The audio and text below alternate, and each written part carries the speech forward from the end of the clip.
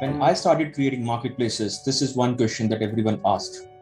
How do marketplaces make profit? If there is a transaction of $100, what is the amount that is to be paid to a seller?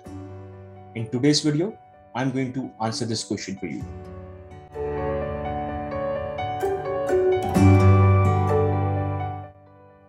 Good morning, everyone. I'm Manish Gupta, founder of Ritaxis, and let me take you to my favorite software to answer this question.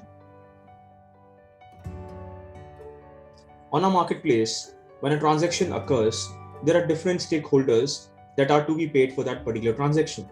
Okay, if we speak of those stakeholders and we list them down, okay, there is a payment processing charge that you need to pay to a company who's processing your payments. Okay, in a short form, we call it as PPC. Okay, there is a commission that is charged, which is which is being charged by the marketplace itself, and we can call it as CC charges. As a marketplace, you can also charge a closing fee. This is more like a platform charge, which you say that since we have created this software and we are not charging you a subscription on each order or a monthly subscription fee, we are going to charge you a success fee, which is, let's say, a $1 or a $2 per order.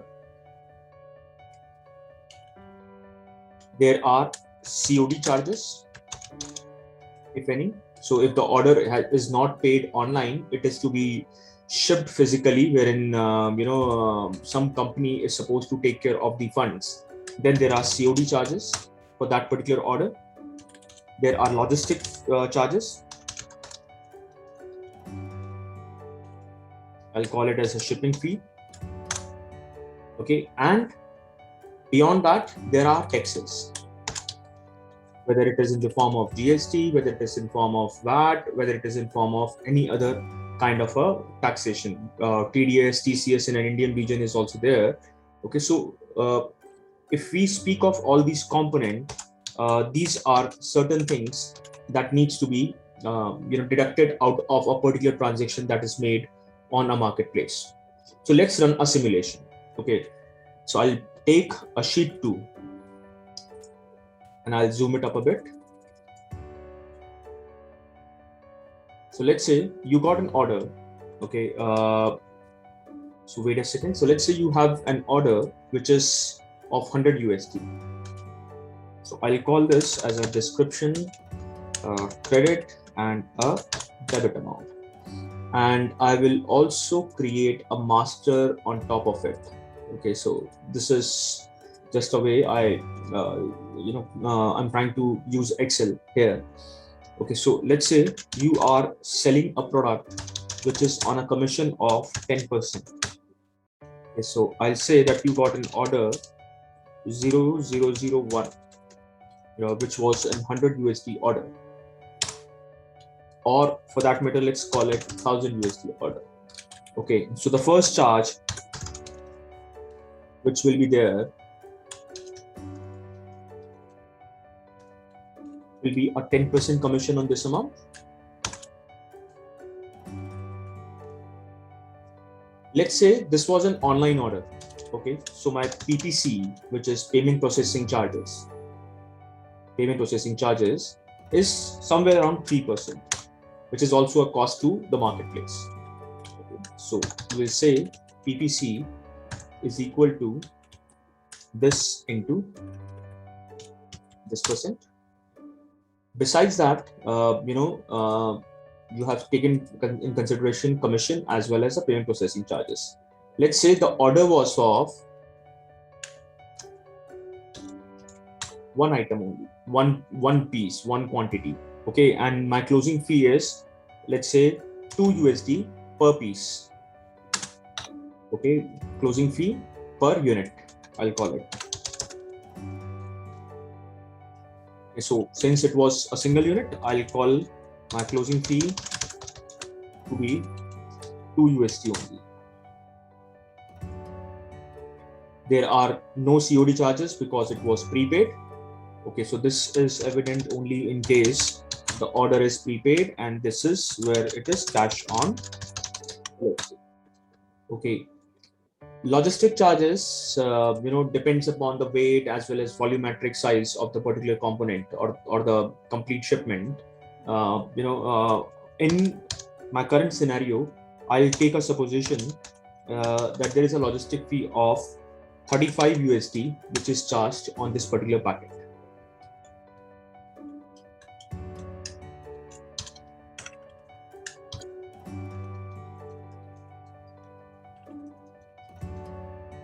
Now, don't confuse it with the shipping that you charge for the seller.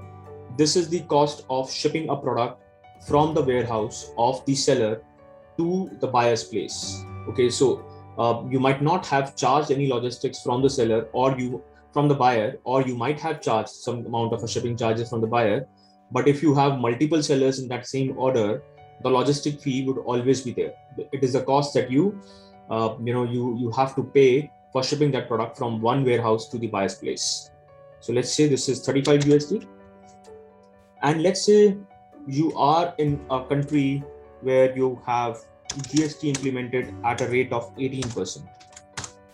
Now this GST is charged on all the earnings that is being, given to, or that is being, all the earnings of the marketplace, I would say. So I'll call it as GST for now, and this would be on sum of all these charges into this much percent. So this is the GST. So now if I total it,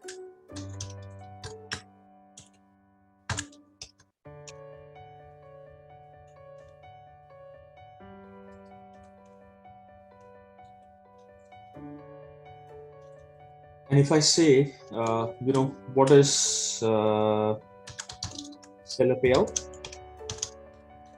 Seller payout would be this minus this. And if I say, I'll not call it as total, I'll call it as amount, and I'll call this as total. So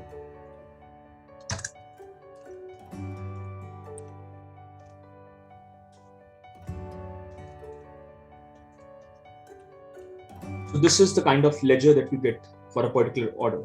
Okay, in this particular thing, if you see of an order of $1,000, okay, you have to pay $802 to the seller, 802.34. So approximately, if we speak of it, you are making a profit of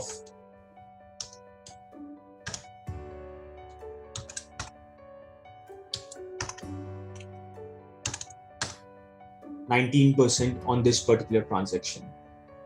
Okay, so this is how a marketplace actually distributes the fund, and it ensures that all the charges are taken care of in a particular transaction that happens online. I hope I was clear enough on this, and if you have further queries or any other questions regarding to this, do let me know. You can write to me on my email address. If you like this particular video and you want me to make more videos like this, demystifying the various factors of starting a marketplace, do subscribe to this channel, and I'll see you in my next video. Thank you.